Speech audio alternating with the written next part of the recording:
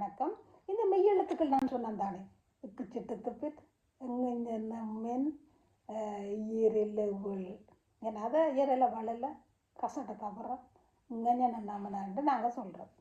அப்போ இந்த இவைகள் இந்த உயிர் ஒலிகள் மத்தியில் தான் அவை வல்லினம், மெல்லினம், இடையினம் என்று அழைக்கப்படுகிறது.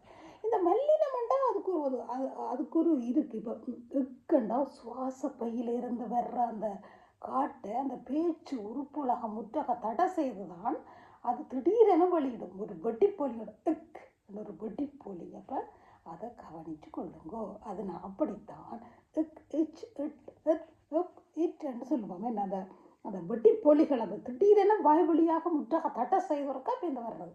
அவளுக்கு என்ன அக்கா இச்சண்டா என்ன பச்சை, இட்டுண்டா என்ன பட்டு, உப்பெண்டா என்ன அப்பா, இட்டுண்டா என்ன காற்று என்று இது இவ்வளவும் வல்லின மெய். இந்த மெய் எழுத்துக்களில் இவ்வளவும் வல்லின மெய். இதை நான் இங்கிலீஷ்லேயும் தமிழ்லேயும் போடுறேன். ஏனென்றால் அடுத்த ஜெனரேஷனும் இதை படிக்கணுமென்றதுக்காக வேண்டிய சொல்லிக்கொண்டு இதுதான் இந்த வெடிப்பொலிகள், இந்த உச்சரிப்பு முறைகள் அந்த உதடுகளால் முற்றாக தடை செய்து வாய் வழியாக சொல்கிறேன்.